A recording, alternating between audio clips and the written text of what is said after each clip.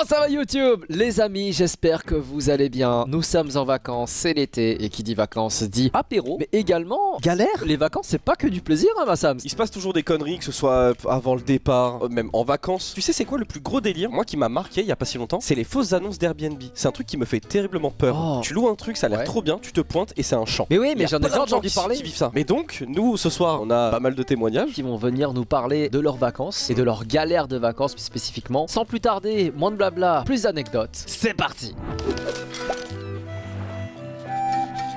Et bah bonsoir au micron. Bonsoir au micron. Bonsoir tout le monde. Particulier comme pseudo, ça me rappelle des heures sombres. Bah, on te laisse te présenter et puis nous dire un peu en quoi consiste ton anecdote. C'était en 2014, j'étais au collège, j'avais 14 ans et j'avais un ami exceptionnel à l'époque qui était très sportif qui m'a dit mec écoute ça te dit t'as jamais fait de surf? Moi je fais du surf depuis des années, mes parents ils font des championnats etc. Je t'emmène faire du surf avec moi à la cano. Oh le surf à la cano, incroyable. La cano c'est à côté de Bordeaux si j'ai pas de bêtises. Bordeaux. Et j'allais en colonie tout le temps. Du coup je faisais du surf et à l'époque bon plus petit je faisais du bodyboard, c'est le surf mais pour les, Ouais, pour les pour les enfants. Et vraiment c'était incroyable. On restait une semaine à peu près, j'avais le matin des cours de surf avec un mono etc.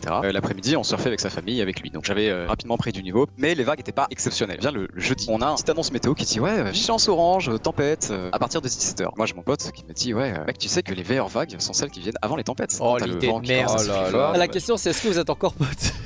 Oui on est encore potes. C'est vraiment le mec viens, tu verras vraiment c'est les meilleures vagues et son pote il part au large et il fait oh là là on n'a rien pu faire. Moi je suis extrêmement pas motivé, je dis ouais ok de fou mec je te crois hein. Donc on y va et on se dit ok la tempête est à 17h, on y va pour 14h quelque chose comme ça et puis on part à 16h30. Il avait raison, les vagues sont trop bien, elles partaient loin certes mais elles sont bien puissantes, on arrive bien à les prendre, je m'éclate comme jamais. Sauf que bah spoiler, qu'est-ce qui se passe quand tu t'amuses beaucoup? Bah tu perds la notion du temps. Oh On a non pas, merde. je ne sais pas quelle heure il était quand ça a commencé à souffler un peu plus fort et à un moment on voit une vague derrière nous qui a l'air incroyable, bien grosse, bien ondulée, on se dit oh là ça va être la vague de la semaine, ça va être trop bien. On commence à la prendre et on entend un moment un bruit de remous d'eau extrêmement fort, c'est comme s'il y avait un gros truc qui était tombé dans l'eau. Nous qui avons été briefés un peu pendant la semaine et qui m'avaient appris, on sait ce que c'est. C'est ce qu'on appelle des vagues cassantes, c'est des short breaks qui en gros vont se faire. Je te vois vraiment comme un surfeur australien trop Est-ce que stylé. tu es blond avec des cheveux longs? C'est quand t'as une vague qui est derrière la première, qui vient rattraper celle où t'es et qui t'avale d'un coup et en gros dans ces cas-là il y a plus d'eau et ça t'éclate au sol. Donc on se fait évidemment écraser par la vague et un peu comme tu dis ouais on a l'impression qu'on a un gros poids sur le dos qui nous éclate contre le sable etc. Et le problème c'est qu'une vague une fois que ça fait ça, ça tombe, ça tire en arrière et nous on n'arrive pas à ressortir de l'eau. Et je sais pas si vous avez déjà été une chaussette dans une machine à laver mais moi à peu près j'ai la sensation maintenant. Le mec qui regarde ses chaussettes dans la machine à laver fait je te comprends. Ouais j'ai vécu ça. Je sais ce que c'est. Il pleure à chaque Ouais, machine à laver. Donc à un moment quand ça commence à se calmer, on sort la tête et on voit qu'on est très loin au large. Et on se dit bon on a deux possibilités.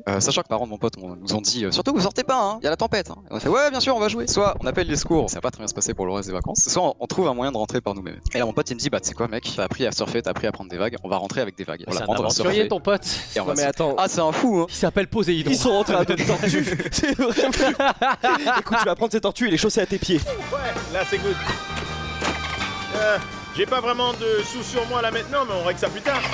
On galère un peu parce qu'on est mort de fatigue et surtout bah, on a peur en fait. Après moult aventures, moult échecs et vagues prises, on arrive à marcher sur le sable. Et là vraiment on s'effondre par terre, on se regarde avec mon pote, on explose de rire, on rentre à la maison et on n'est plus du tout les surfer du reste de la semaine, on ne fait que jouer à la console. C'est un manga le truc. C'est les deux personnages C'est un qui esprit s'écroulent et qui Ça- tapent une barre. mec. J'avais déjà eu un truc un peu similaire où j'avais terminé la tête dans le sable à 10 mètres de mon groupe de surf. Donc je vois un peu ce que ça fait aussi. Il y avait très peu de chances que vous arriviez à revenir quoi. Le pire c'est pas forcément de se prendre la vague cassante et se faire écraser, mais le problème en fait c'est à partir du moment où on a senti le courant, parce que bah on est petit, on est léger, nous emporter, mais oui. c'est vraiment t'as une force mais qui t'enveloppe partout, qui te tire d'un coup violemment en arrière et t'es sous l'eau et continue de te traîner sous l'eau. Là ouais ça fait peur. Et bah incroyable et tu m'étonnes que t'as pas envie d'aller surfer pour le reste de la semaine. Ouais, bah après et surtout ça fait quel souvenir avec ton pote quoi. Par contre, je pense que ça forge Ouais, une ouais. amitié. Hein. Ah bah on est retourné l'année d'après, ça s'est très bien passé. Mais merci beaucoup du coup pour cette anecdote. Bah merci à vous, je vous souhaite une bonne soirée. Merci Merci beaucoup, beaucoup, Micron. Micron. Merci. Passe de bonnes vacances. Ciao. Bisous, bonnes vacances. Merci, bisous, au revoir. Salut Marcus. Eh oui, c'est moi. Wouh. Marcus. Bah alors moi c'est Marcus, j'ai 19 ans et donc du coup je vais vous raconter donc mes vacances que j'ai passées en Martinique. Tout se passe en 2016 lorsque j'avais 12-13 ans. Mon père qui apprécie donc les départements d'outre-mer, bah il souhaitait retourner en Martinique. Donc du coup il décide alors de louer donc pendant une semaine une maison. C'est pas une maison moderne comme ce qu'on retrouve en France etc. Non mais c'est vraiment quelque chose qui a été fait par le propriétaire lui-même. Donc c'est très rudimentaire. Malheureusement ma mère va très vite regretter ce choix. Le jour J Fidji. On arrive à l'aéroport. Mon premier voyage en Atlantique, ça va être très long, c'est au moins 7 heures de vol. Je me suis dit, oh ça va aller, je vais regarder des films, dormir, etc. Malheureusement, on a tous le bébé qui pleure. Et bah là, j'en ai fait 2 pour le prix d'un. C'était incroyable, je peux te dire, j'ai pas fermé l'œil une seule fois. Et le pire, c'est que quand un arrêtait de pleurer, l'autre prenait la relève. C'est un relais. Bah, voilà. Les deux bébés ils sont comme ça dans le train. Toi aussi, il faut comme dans les matchs de foot, il faut changement là, du bébé, changement. On arrive en côte-terrain. Donc du coup, il y avait à peu près 1 kilomètre vraiment d'escalier pour se rendre au coin. Mais il y a vraiment 0 barrière. Les marches sont bien endommagées. Sur le moment, ça va. Mais le pire viendra. Et du coup, donc on s'installe. Il n'y a aucune réelle fenêtre. C'est-à-dire, les fenêtres, c'est vraiment juste du bois qui se penche légèrement, mais qui laisse quand même un petit espace. Donc ça laisse un peu une ouverture. Donc au début, moi et ma famille, on se dit que c'est cool. On va pouvoir profiter de l'expérience à 100%. Mais on va vite le regretter. Surtout ma mère. Aïe. Donc il faut maintenant chercher la nourriture, parce que les vacances c'est bien, mais vivre c'est quand même mieux. Donc on reprend les escaliers des enfers, pas de problème. On roule quand même assez longtemps avant de trouver donc un magasin alimentaire. Voilà, donc on fait nos courses, etc. Mais quand on sort, il fait rapidement nuit. Entre temps, il y a une tempête qui est venue nous dire bonjour. Donc là, c'est-à-dire pour la situation, il fait nuit, on est en t-shirt avec 0 parapluie ou autre. Il y a du vent, il fait froid, là, on est trempé. Et en plus, il faut traverser les marches avec les dalles qui glissent bien. Mais on n'est pas au bout de nos peines. Quand on entre dans la maison, on découvre qu'elle est infectée d'insectes. Quoi ? Vous vous rappelez les ouvertures? Ouais. Ah ouais. Et- En fait, quand tu rentres, c'est infesté quoi. Quand il fait nuit, qu'il y a la tempête, etc., il vient de trouver, si je peux dire, un peu refuge. Et là, il y en avait plein, sachant qu'en plus, ma mère, elle a une réelle phobie des insectes. Donc, elle était prête à partir des vacances. Tu Donc, vois la elle- maman prendre un bidon d'essence. Allez, on brûle tout, on brûle tout, ça suffit. Dans la maison, il y a 2 chambres. Il y en a une qui se trouve à l'étage, mais l'autre qui se trouve au rez-de-chaussée, là où il y a tous les insectes. Et bon, sur ce coup, mon père était le giga Tchad, parce qu'il a dit à ma mère, bon, toi les enfants dormez à l'étage, moi je dors en bas. Donc on a dit oui et on n'a pas Quel homme contesté. capable. Tu m'étonnes qu'ils ont dit oui, ils l'ont lâché dans la fosse. Non, vas-y, y a pas de souci. Hein. Oh là là, on dort déjà. On finit par s'endormir, etc.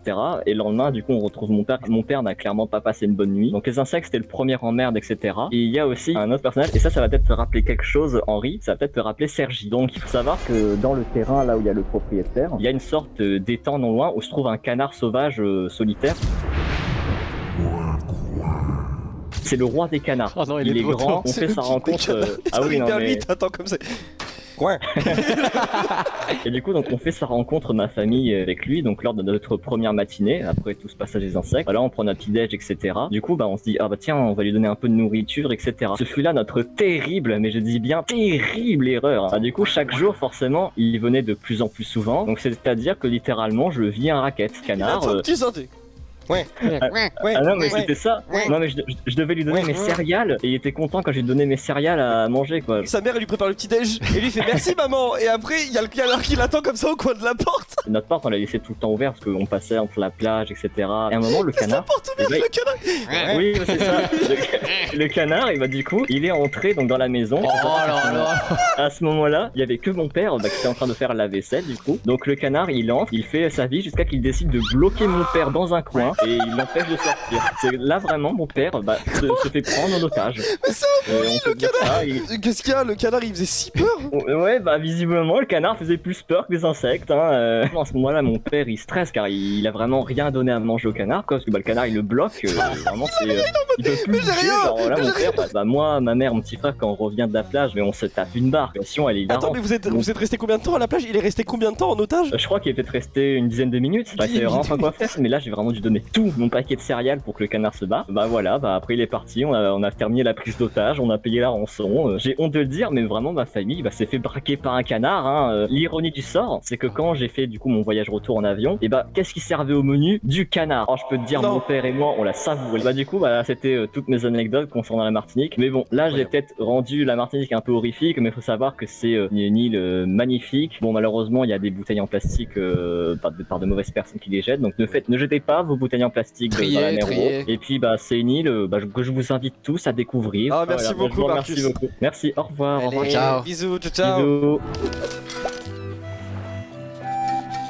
Et nous accueillons Vaina. Salut, je me présente, je m'appelle Vaina, j'ai 19 ans. Je suis depuis un an déjà en France, parce que je suis pas de base de France, je suis dans les îles du Pacifique à Wallis et Futuna. Cette anecdote, elle s'est déroulée en 2013. C'était la période où moi et mon frère, on était en Nouvelle-Calédonie et on était séparés de nos familles. Un jour, on est revenu sur notre île natale pour célébrer le mariage d'une des sœurs de ma mère. Pour leur cadeau de mariage, la famille s'est tous cotisés pour leur offrir des vacances en Australie pour une durée d'une semaine avec leur famille. Maintenant, nous allons imposer une série de karmas. Premier karma, le marié, au bout de 2 jours, on a appris qu'il a eu une maladie de cœur. Il a dû être transféré en Nouvelle-Calédonie en urgence et ils n'ont pas pu passer leur nuit de noces. Pour éviter, comme la mariée se sentait un peu embarrassée que annuler un si beau cadeau, ils nous ont offert le voyage. Oh. Donc elle a régalé tout le monde. Wow, putain, ok. Ma mère a encore une idée magnifique, c'est de prendre tous ses frères et sœurs ainsi que sa famille pour nous emmener dans la villa en Australie. On va mettre tout de suite au point le début des enfers. On était 14 enfants de 13 à 3 ans contre 8 adultes avec une nounou qui n'a rien demandé. Comment ça contre 8 Et qu'on lui a dit un jour ou l'autre, C'est Squid Game. C'était 13 enfants contre 8 adultes. C'est ça, Et il n'en restera qu'un. vous allez très vite comprendre pourquoi. Pour éviter que les mariés ne mettaient pas un peu le problème dans tout ça, ils ont décidé que leur fille venait avec nous pour le voyage en Australie. Dans C'est sympa. Porto, je me trimballais mes 2 cousines. Premier souci, imaginez-vous dans un aéroport avec 14 enfants, il y a entre les piles électriques, les silencieux qui disparaissent. Vous cherchez partout, il est juste à côté de vous. C'était...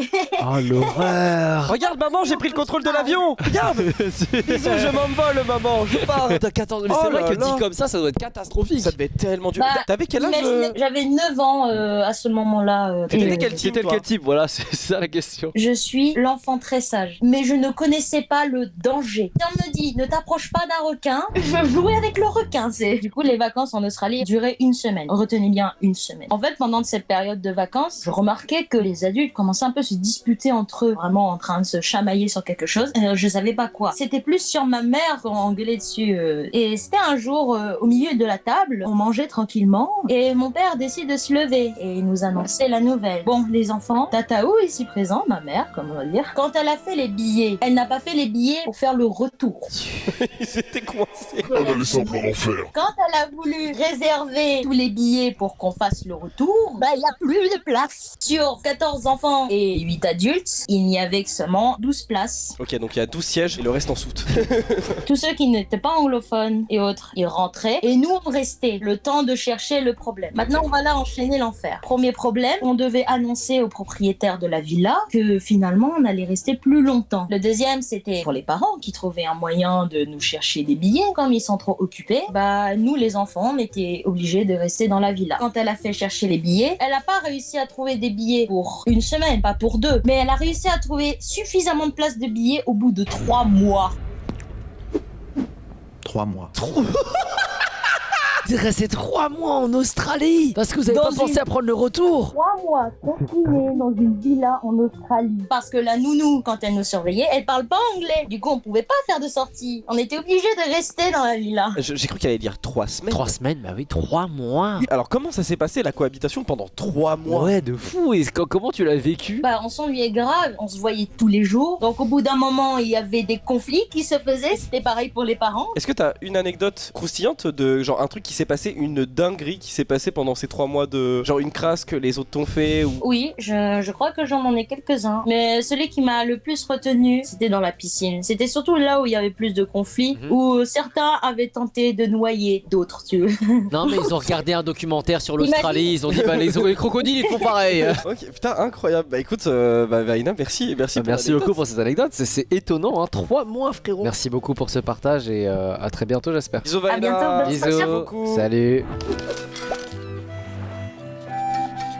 Mais du coup, vas-y, Henri, je t'en prie. Bah petite écoute, anecdote. attaquons l'anecdote. Elle remonte à mon été de terminale. En été, ce qui se passe de manière générale à Paris, c'est qu'il y a la Japan Expo. J'avais fait l'essentiel de mes amis via les réseaux sociaux et via les jeux vidéo. Ouais. Et donc j'avais une team League of Legends à l'époque. On s'est retrouvés à la Japan Expo pour la première fois. Et pendant cet après-midi, on a un mec de la team qu'on connaît pas tellement. Il joue de temps en temps avec nous. Il vient nous voir et nous dit ouais les gars, est-ce que ça vous dit après la Japan Expo, on va chez moi pour l'after. On dit bah putain c'est vachement sympa genre. En vrai, c'est cool. cool. Tu sais, tu dis en plus, tu passes une bonne soirée entre copains. Ouais. Tu sais, genre, en vrai, c'est cool. C'est ça, c'est ça. Donc du coup, bah, on accepte. On va prendre donc le RER pour aller chez lui. On passe du temps dans le train, 30 minutes, 1 heure. 1 heure de RER. Après, on fait un changement dans un autre train. Là, on prend un intercité. Un intercité. C'est pour aller vraiment très loin, l'intercité. 3 heures plus tard. 3 heures de trajet. Il y a pas un moment où il y en a un de vous qui a senti un traquenard là? Mais en fait, c'était surtout, on était arrivé à un stade où il nous disait, on va venir chez moi, mais d'abord, on va aller dans un sushi à volonté. C'était vachement loin le sushi à volonté. Apparemment, c'était le meilleur de France. Et après, il nous dit. Et lui, il dodge et tout. Genre, il dodge, il dit en mode, non, mais vous inquiétez pas, on arrive bientôt, on arrive bientôt. Et après, on débarque enfin. Ah là, on est censé descendre. Okay. Et on se dit, c'est parti pour le sushi à volonté. Faut prendre un bus. Maintenant, faut prendre un bus.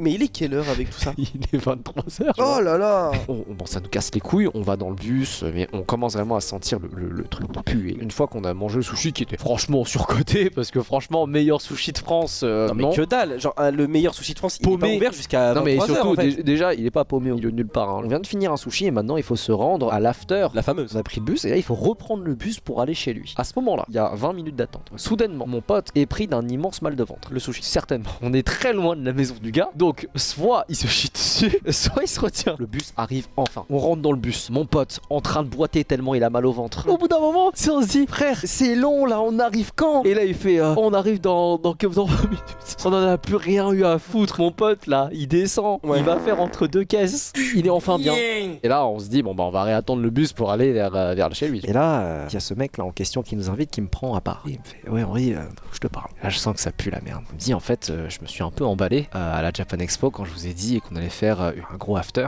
En fait, chez moi, il y a la place que pour 5 personnes. C'est maintenant qu'il le dit. Et en plus, le pire, hein, c'est que c'est en juillet, mais c'est début juillet. Et en début juillet, il y a le résultat des bacs. Parmi la bande de potes, il y en a 2 qui ont rattrapage. Le lendemain, quoi? Il est 1h du mat. On prend le bus, on arrive près de chez lui. La vie de ma mère, les gars, j'entends un coup de feu. J'entends un coup de feu au loin. Et là, on se regarde avec les gars, on fait, mais qu'est-ce que c'est que cette merde? On arrive enfin chez lui, une maison, mon gars. Il y a que dalle, ok? Et il a pas menti quand il a dit qu'il avait que l'accueil pour 5 personnes, ok? On débarque, son gros daron torse nu dans le salon qui nous voit débarquer à 11, qui est pas au courant. Son daron qui du coup va rentrer dans sa chambre, mais tu sens que mon pote il a passé un sale quart d'heure derrière. On regarde le constat du truc. C'est un salon qui doit faire la taille du studio. C'est ça pour 11 personnes. Regardez déjà quelle place on prend tous les deux. On se rend compte que c'est la merde. Il y en a qui veulent rentrer, ils peuvent pas. Il y a plus rien à cette heure-ci. On se rend compte du truc, commence à se retourner vers ce mec et on se dit, t'es un fils de pute. On sait pas où dormir du coup. Il y a un canapé lit. Il y a la place pour maximum 4 personnes sur 7. C'est dormir par terre avec les vestes. Priorité aux gens qui doivent passer le rattrapage du bac. On les laisse dormir sur le canapé lit. À ce stade-là, on prend notre mal en patience. On se dit, bah quitte à être là, venez, on fait une LAN League of Legends. On arrive au stade où le canapé lit il est rempli. Il y a 4 personnes qui sont sur le canapé lit et on a 7 autres qu'il faut réussir à faire dormir. On dort par terre. Ouais. Et donc du coup, je prends un coussin, je me cale entre la table et la fenêtre qui est mal isolée. Et donc je suis près de la fenêtre et je sens le courant d'air venir. Je suis pas bien et tout, je tremble et tout. Arrive 6h, 7h du matin, le début des premiers métros. Les 2 personnes qui partent en rattrapage du bac s'en vont. Les quelques-uns qui ont la foi, ils s'en vont avec eux. Sur les 11, on est 5. Donc déjà, on sait que les premiers qui sont partis, les 6 là, le mec là, c'est plus leur pote. Ça, c'est bizarre. Dans ce lot, il y a une fille. Elle était aussi prioritaire avec les 2 mecs qui devaient passer le rattrapage du bac pour le lit, tu vois, on est galant. Et là, bah du coup, il y en a plus que 3 dans le lit. Il y a moi et le gars. Ouais, donc au moment où les gens sont partis, vous avez profité pour sauter dans le... C'est ça, c'est le moment de rentrer chez soi. Je mets un peu de temps pour rentrer. Et là, je reçois un message de ma meuf. Et elle m'embrouille. Et je me dis... là, en plus, t'as bien l'énergie, c'est bien là. Et là, c'est pas que je vois sur mon mur Facebook qu'il y a une photo de moi taguée en train de dormir à côté de ma pote meuf de la team. Elle a été prise par le mec qui nous a hébergés. Et en fait... il a mis genre haha Henri le gros GB. Bah, un truc comme ça. Oh ouais. Il m'a foutu dans une de ces merdes, mon gars. Comment des personnes peuvent être aussi malveillantes? Et moi, je lui en ai voulu pendant longtemps. D'ailleurs, c'est plus mon pote. C'était ça l'anecdote. Donc, une anecdote de vacances, ma foi, très mouvementée. Mais jusqu'à aujourd'hui, du coup, on se rappelle quand même bien de mon pote qui avait mal au ventre. Qui, pendant ce temps-là... a dû se soulager entre 2 bagnoles. Quel merdier, mec. Quel merdier. C'est une anecdote de 500. Et il y a personne autour, on est vraiment au large. Et les mecs arrivent vers nous mais ultra vénères, genre vraiment en mode ils sont prêts à en découdre. Moi j'étais sur un lit superposé, ils m'ont pris d'en haut, ils m'ont balancé au sol. J'ai ouvert la porte et je suis parti en courant, tellement je voulais pas voir ce que j'avais fait.